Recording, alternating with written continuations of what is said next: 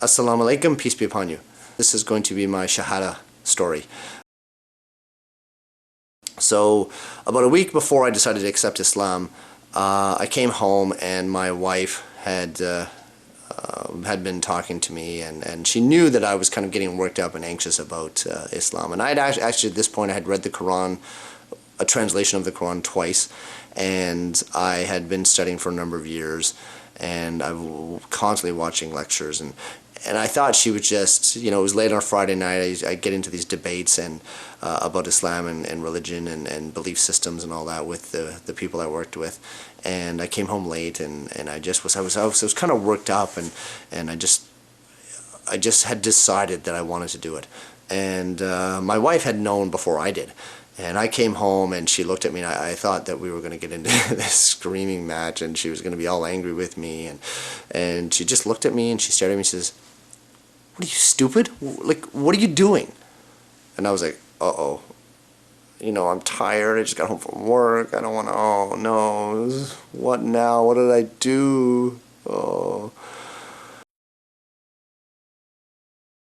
She said, "If this is that important to you and you need this, I don't understand it, but I'll support you." And I just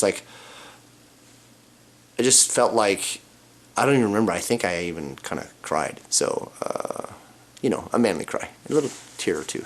So, but it struck me, and it really showed me that I was making the right decision, because I've been with my wife for 20 years, and actually 21 years this year.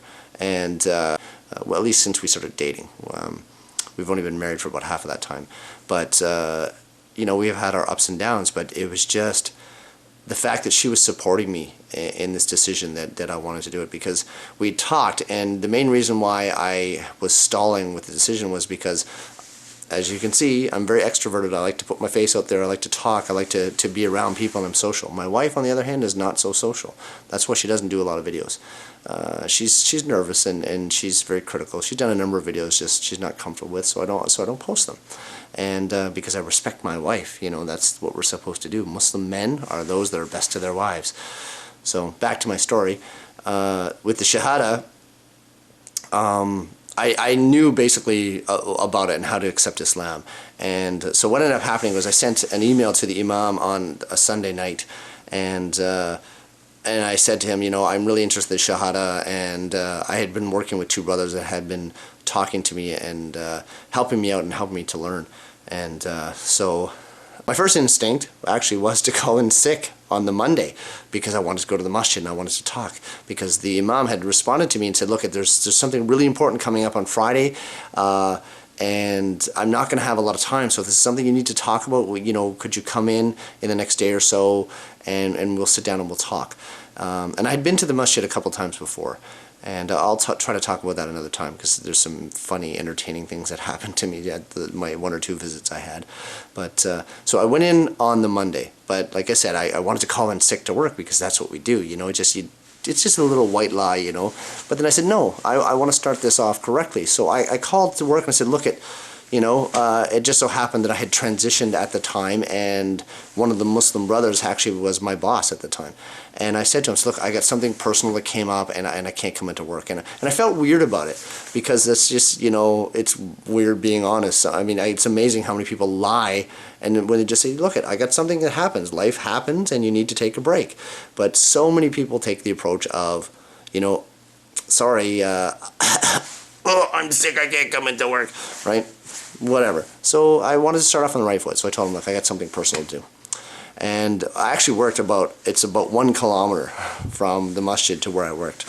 So I went in and I was sitting in the corner, and they were all lining up. He says, so the Imam came and talked to me, and he said, okay, after we're done the prayer, I'll come over and we'll talk. And my boss and his brother came walking in, and they walked by me, but they were in a hurry to make the prayer, and they had their mouth dropped open. I saw it in their eyes, and they knew. And they were like, why is he here? Right? And they had this little grin, and I saw it in their face. And I don't know if I don't think I've ever talked to them about this, but I saw it. They knew before I did as well. The one brother used to walk behind me at work, and he'd whisper in my ear, and he'd go, Shahada, Shahada. right? And he whispering like, so, you know, there's a little joke that we have because we believe that you get whispers in your head. You hear things in your head and you either react to them and you don't. People have bad thoughts sometimes. And as Muslims, we believe that these are the whispers of shaitan, that they're just things that you shouldn't do. You know you shouldn't do them, but sometimes they just say, you know, it's okay, go and do it. You know, oh, just, you know, you're a kid. Oh, just take the candy bar. Nobody's watching. You know, or, you know, oh, go out and cheat on your wife. You know, who's gonna know? You're in a hotel room. No one's gonna know, right? I mean, obviously I've gone to extremes there, but you get the idea. So anyway, so the Imam sat down with me and he started talking, and we talked for a few minutes, and they came running over afterwards and sat down, and they were all excited, and they just sat there. They never said a word, but they just sat there and stared at me. The Imam basically said, you know what? Through the conversation, he got the feeling. I told him and says, do you believe this? And he got me a little book. It's a little prayer book that teaches you the introduction to prayer. And he asked me the questions about, you know, do you believe in Allah and the Messenger, and do you believe in the Quran? And I agreed to all this stuff. And he says, you know what? You got a choice. You can do your Shahada now, but for all intents and purposes, you're a Muslim. You accept these things. You've got witnesses here. We know that you're a Muslim. But I would like you to come back on Friday because it's a very, very important day, and there'll be a lot of brothers and sisters here. And then it would be better for you to do your Shahada then, because then the community would recognize you. So, you know, it was difficult, and you know, now I got to wait a week, but it was good. I mean, I was at home. I took the book and I started to pray at home, and so I was a Muslim, right? So then on Friday I come in, and I had learned a number of things, but a lot of details, there's so much to learn at the beginning. There was a lot of details that people didn't go into. And in this particular case, it was Ramadan. The brothers had told me there's fasting and stuff, and I knew the general rules. So Ramadan had actually come on the Thursday before. So I started fasting for my first time, and it wasn't bad. I did make, you know, thinking I'm all tough and you know, hey, I can handle this. This is not a big deal. I can, you know, do whatever. So I went and played ultimate frisbee after fasting for 8-9 hours. That lasted about 10 minutes. I was on the sidelines, all thought I was going to pass out and stuff. Just, you know, trying to be a tough guy. So I didn't do that ever again.